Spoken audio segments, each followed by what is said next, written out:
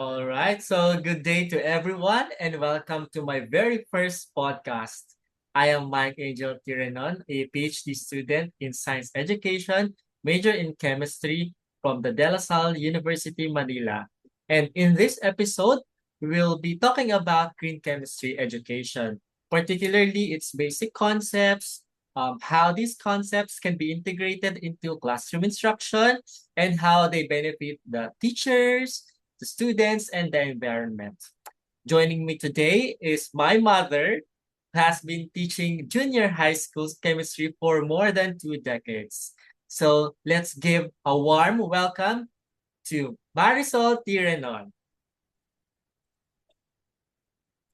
Okay. So, as introduced by the interviewer, my son, Mike Angel, I am Marisol Tirenon and I have been teaching chemistry for less than 3 decades. And that's correct. For more, I have already been teaching chemistry for more than 2 decades. Okay. So I'm very positive, Ma, that your experience in the classroom will provide valuable insights into how we can integrate green chemistry into classroom instruction. So allow me to ask you first, when I invited you, I told you that I wanted to talk about green chemistry. So what's your idea of green chemistry? Actually, I do not have much idea about the topic, green chemistry. But for me, it is simply is the production and use of chemicals that are less harmful to the people and to the environment as well. Actually, you hit it right. But I'm going to share an actual definition of green chemistry, which was way back 1998. This was published in 1998.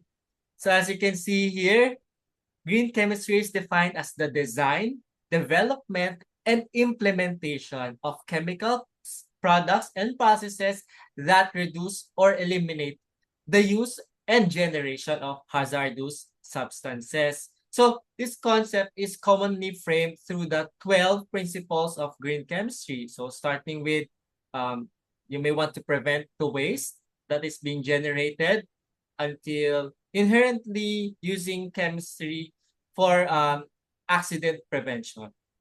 So these principles of green chemistry emphasize waste prevention, the use of safer chemicals, being energy efficient, and the use of renewable resources. I'm pretty sure you are familiar with this concept because you're not only teaching chemistry, but also the other science disciplines, right? Okay, it's good to be informed of the complete, should I say complete or uh, the right definition of green chemistry. Well, actually, in the context of education, green chemistry shifts the focus from somehow technical knowledge. We're not focusing much on the content, but more on being a responsible and ethical um, human per se.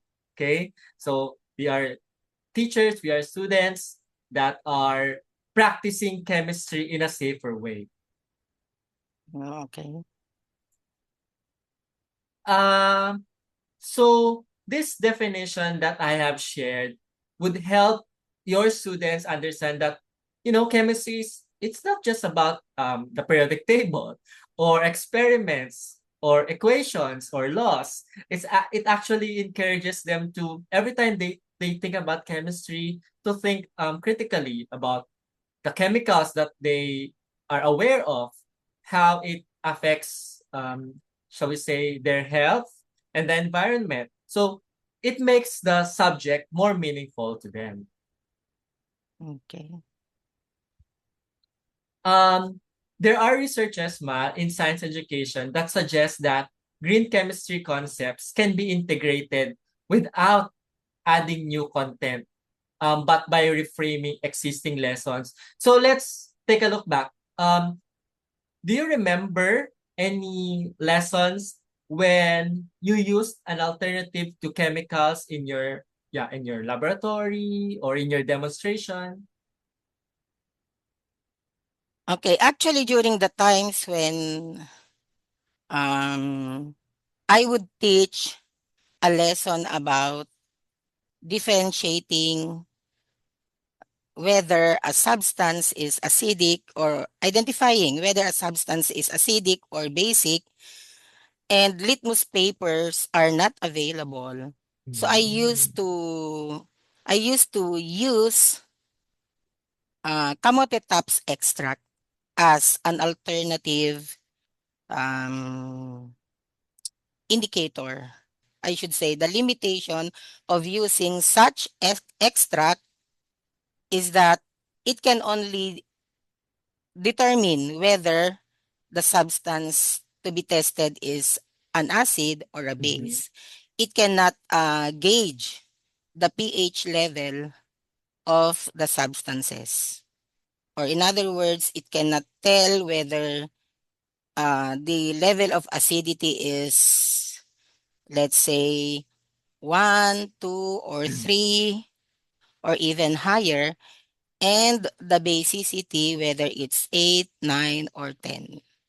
So it only determines whether a substance is an acid or a base.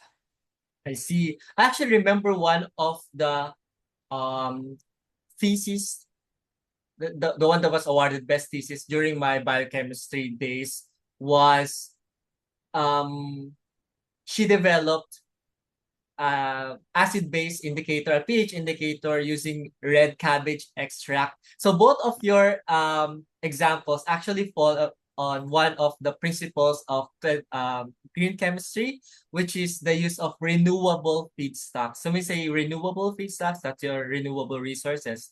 So that's your plants because they can easily live, grow, uh, and such versus other ways that we can determine pH, like for example the pH meter, so kailangan pa isaksak yon so you have electricity, di ba? Okay, but the accuracy is a bit tricky, that's right, but at least this is something that can be developed further, no, versus using technology, lalo na in the context of classrooms that have less resources, di ba? Okay. Or marami din tayong mga classrooms around the Philippines na hindi din ganun ka-stable ang kanilang electricity, right? So they had to find alternative. So yes, the traditional laboratory activities, we can redesign them to use safer reagents, smaller quantities, and even alternative materials like what you have shared. So how do you think it aligns with the current curriculum that we have? So I think although it is more it adds more tasks on the part of a teacher in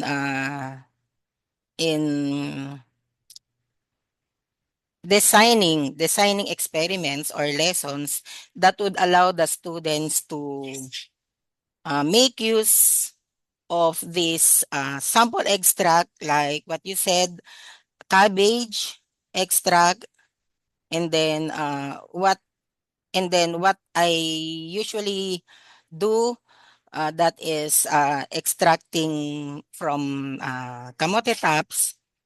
So I think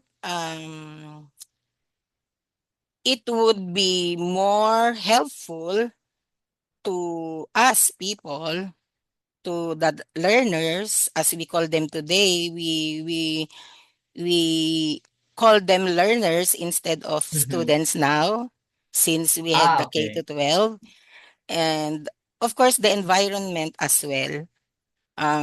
Siguro making use of green chemistry um, in our classroom, like using alternative chemicals as uh, pH indicators, would somehow renew the commitment of our learners in helping reduce hazardous chemicals in our environment. And if we start at junior high school and then but they go up to senior high, if they choose STEM related or STEM allied fields, like for example, they go straight to chemistry, um, they will be aware that um, their, for example, projects that they're going to have, their theses, they will always think about how they can avoid using harmful substances when we teach green chemistry at an earlier time. And that earlier time is during junior high school. So that's very important. So I understand that we don't have much resources yet about green chemistry, and that's why it would um, probably have a toll on our teachers because they're going to prepare, research and prepare uh, Mm-mm. protocols, experiments. But when we have the resources, how do you think it would help your teaching? Okay, so having informed or learned about more, having informed or learned more about green chemistry, I think I would be, as a teacher, I would be more careful in selecting the best possible chemical alternatives and use them properly.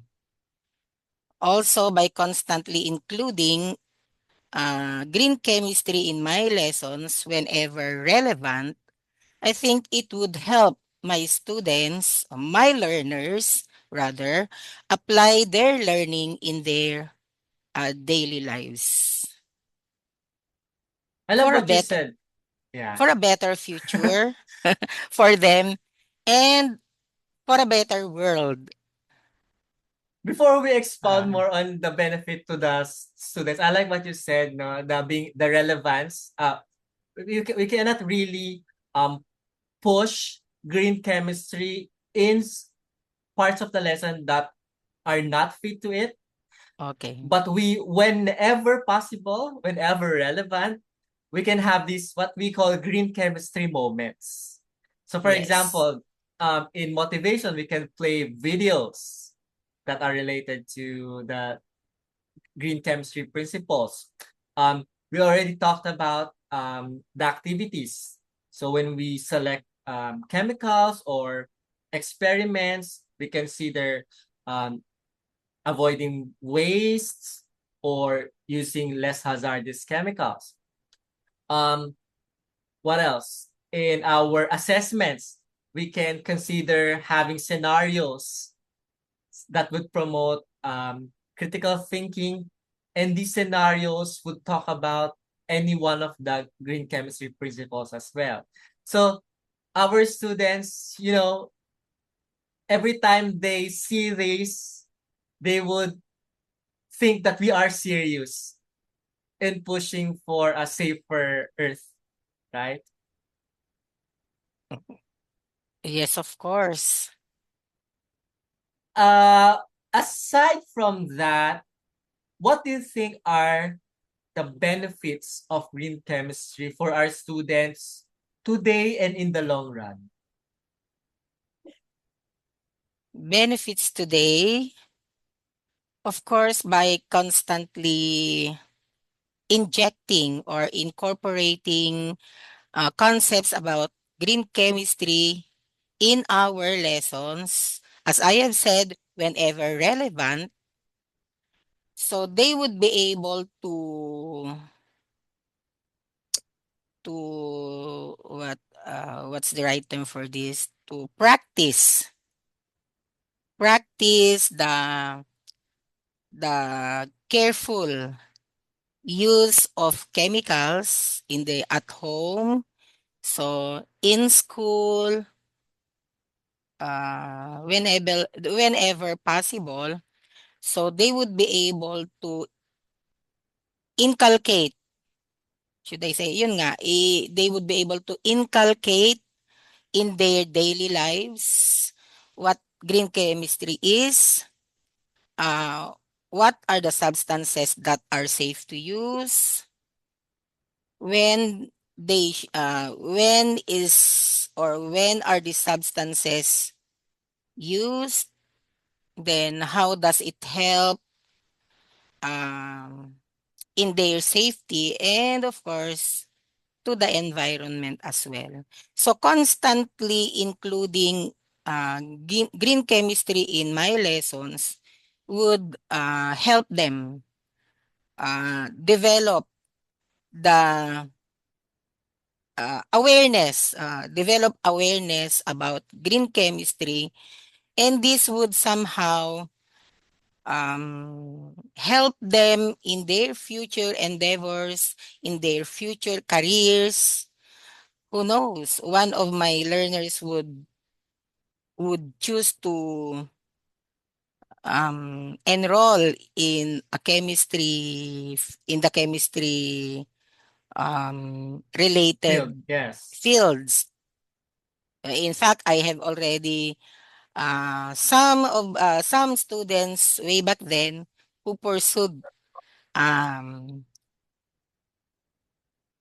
studies about chemistry. So I just hope that they are also now aware about green chemistry is, and practicing the use of chemicals that support the um, less hazardous environment. Right. And now that we are talking about environment, green chemistry education also, you know, plays a role in that. Um, it's actually side by side with sustainability efforts to address broader environmental challenges. So, di ba, we have the principles earlier such as prevention of pollution, even the use of um, sustainable and renewable resources. So it would contribute to, you know, long-term environmental protection, which is very relevant in the Philippines. You know, mom and I, we have experienced flooding multiple times. So medyo nakabantay tayo sa flood control projects. We have news in the country where there are, you know, climate related disasters, you have your earthquakes, um, you have your kinakalbo yung gubat, konting ulan lang, baha, pag binagyo, sira-sira yung ating mga bahay. So when we educate our students both in green chemistry and sustainable practices, we actually um, make an impact, not just in their lives, but to the environment where they live in. Do you agree, Ma? Of course. Actually, I had this idea long before that.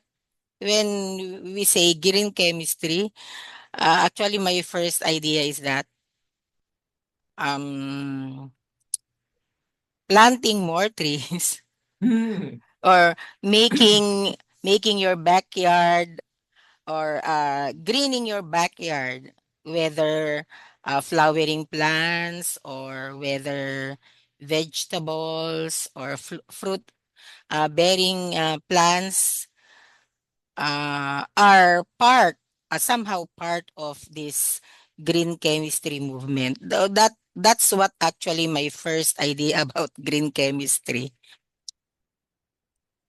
aside from making use of safe chemicals. Kasi nga I 'di ba? These plants, um make use of the carbon dioxide in the atmosphere, which is the main culprit of global warming, Yes. and eventually yun yung causes climate change, which brings, flooding. Mm-hmm. So those were actually my first idea about green chemistry. So thank you for sharing your knowledge. At least medyo the idea of about green chemistry for me has been widened. My small or my limited idea about green chemistry has been increased. And there's nothing wrong about planting trees. These are, sustainable practices. But Mm-mm. think of it. What if the tree that you planted may have a chemical? When chemists extract that, it can be used as an alternative for developing less hazardous chemicals or less hazardous products. So that's what green chemistry is about. And we cannot set aside these flora, no? They are very important sources of renewable feedstocks. So, in summary, green chemistry, it's not a separate topic. It's not a separate branch of chemistry like analytical chem, phychem, biochem. It's an approach that would enhance how chemistry is taught. It's like a philosophy. So it would allow you and me to integrate environmental sustainability, safety, and even ethical awareness in the lessons that we already have. So, as teachers, our goal is not only to teach the content of chemistry, but to shape our learners.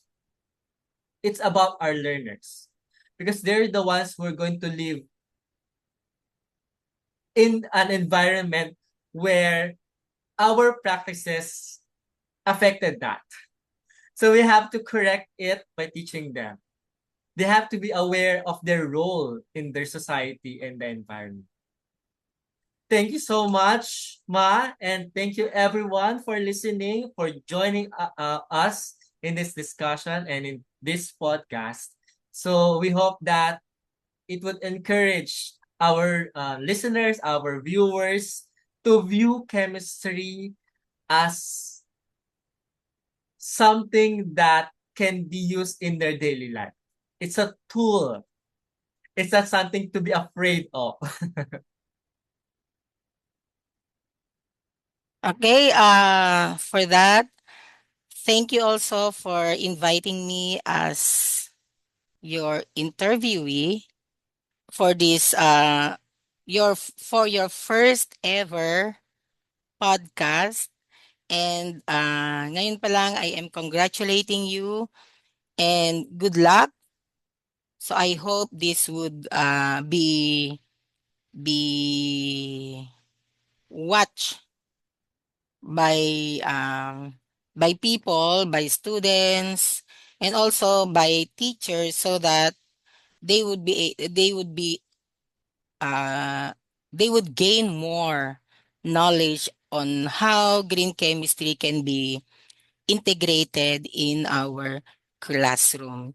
So it has been both an honor and privilege to be your interviewee for this episode. Thank you. Thank you so much, Ma. And I'll see you everyone next time. Goodbye. Bye, Bye. Ma.